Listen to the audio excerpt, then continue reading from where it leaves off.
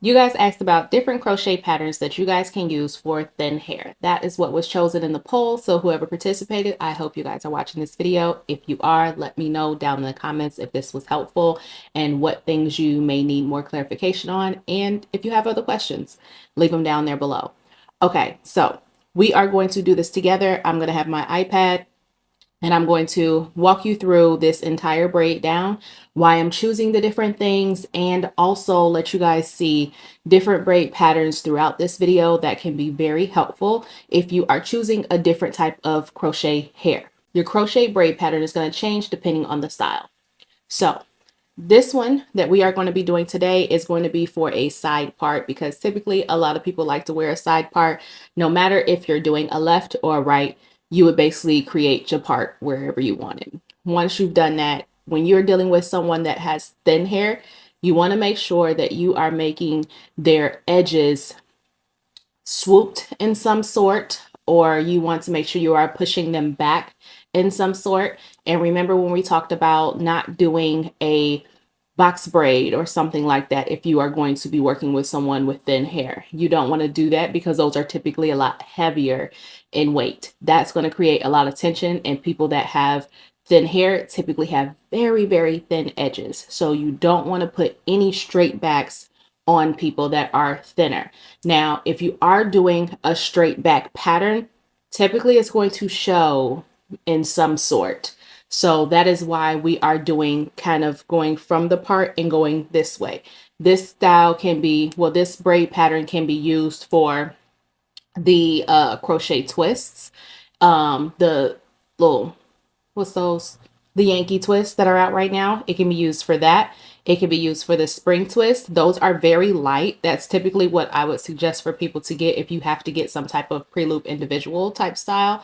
But this would be great for people that are also doing the loose hair if you had grabbed one of those packs that have all of the different, what's those? The pieces already separated for you, but they're a short series. This braid pattern would be great for that too. It's going to give you volume because of the fact we're doing a part and we have it going straight across. That is going to lift and be higher versus if we were doing a straight back, it kind of doesn't really give it that drop where it's like towards the face and it kind of like hangs over like you have that full accent. It's not going to give that because you are doing straight back braids. Your braids are going to create the way that the hair is going to flow. I found two pictures of the same person with the same hair and the same style. Let me know which ones that you think look better. So you see how one, we have the straight back pattern and it kind of just like fell. There's no cutting at either one of these points of these styles. And you see the other one, we actually had the part done and it both of the braids went the other way. It gave it more volume and a more round look. I really like that one way better, which is why I chose to show this braid pattern. But let me know what you think down in the comments. Do you like A or B? So these are great if you want more volume in that front area. You also want it to be where they are having that part, and on top of that, it's not so basic. So once we've done that, we're going to do the same thing on both sides. When you guys are braiding them down, you're going to be connecting each one once you get down to the end of it. On this way, you'll be able to see it more. You'll be able to see it better with the angle that I have now on this one. So from here, you would take a little piece of braiding hair each time that you are adding a braid to their hair. Now, the reason why you want to do that, somebody that has thin hair, they're going to need more structure. They're going to need more strength to their braided base. So you're going to want to add in braiding hair. Now, you don't want to do so much braiding hair. You want to do just a little so that way you are giving them more strength to their braid. Not only that, you want to make sure that you are not starting with a knot if you are doing the loose hair way. Now, if you're going to do the loose hair way, you want to do a no knot, which is how this one does. I added in a little bit of hair after I started braiding their real hair. That is done that way because it's going to look more realistic at their part. If you have the knot there and the crochet hair moves, they see the knot. I mean, it's very obvious, especially if you use too much hair. So you want to do it where it's flat there. So that way you can use the illusion way to make it look more like a real part. That is like one of the keys when you are doing a loose hair crochet. And you saw how I added the tip of that first braid to the next braid. That's going to connect all your braids around the ear, so that way you don't have to worry about any humps or anything in the way, especially where you have a spot that can be a pressure point for people. You don't want to have anything that's like huge lumps and things around pressure points around their temples and things like that. So that's going to keep it flat, so that way you have a really nice install. So when you guys get ready to do like your third braid, some people may be a fourth depending on their head size.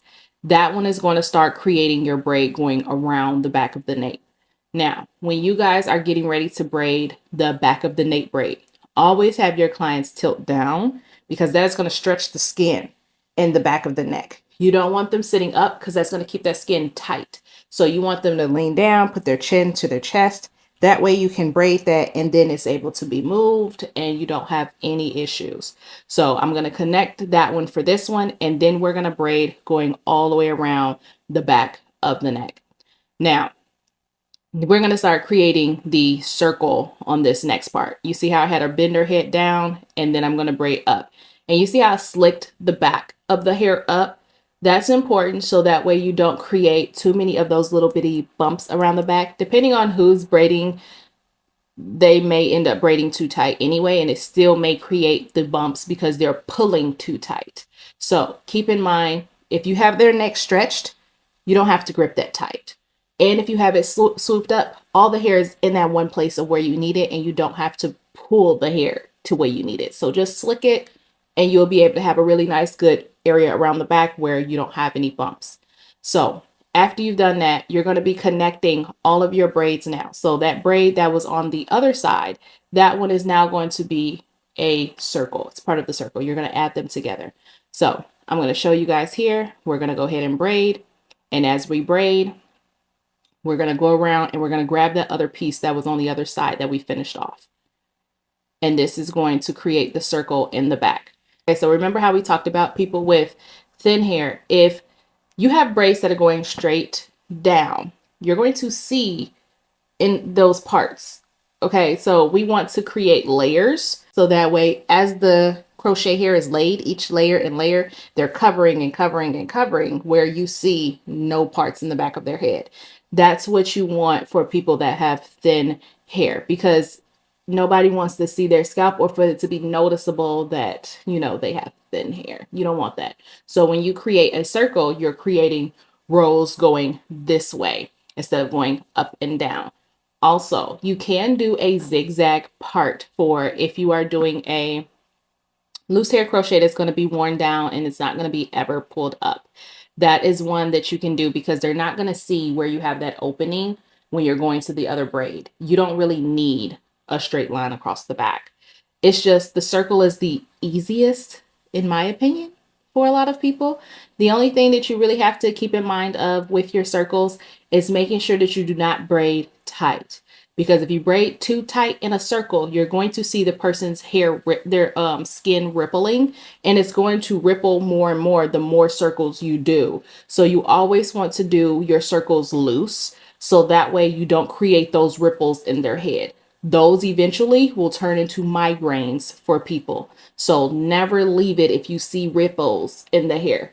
Take it down, do it looser, so that way their skin looks flat. And this braid down is very versatile. You can have it for so many different hairstyles. The only things you want to keep in mind is making sure that your crochet hair is light. So loose hair, spring twist, Yankee twist, things like that. This crochet braid pattern would be so amazing for that. Also, make sure when you are putting in your crochets, if you have a crochet here, a crochet here, and a crochet here, on the next row, go in between each one of those as you are laying in your crochets. So that will make it where you don't see any braids, you don't see any parts, you don't see any skin. All you see is big, pretty crochets. This is a solid one. Always make sure that you guys are sewing down your tails once you braid them down. I've shown in other crochet videos. I will link those too, so that way you guys can see. Make sure that you guys are hydrating and oiling your scalp as well before you get ready to put on your hair. When you guys are doing your upkeep for your month, make sure that you guys are hydrating your braids even throughout the month. So lift your crochet, spray in there so that way you can hydrate your braids.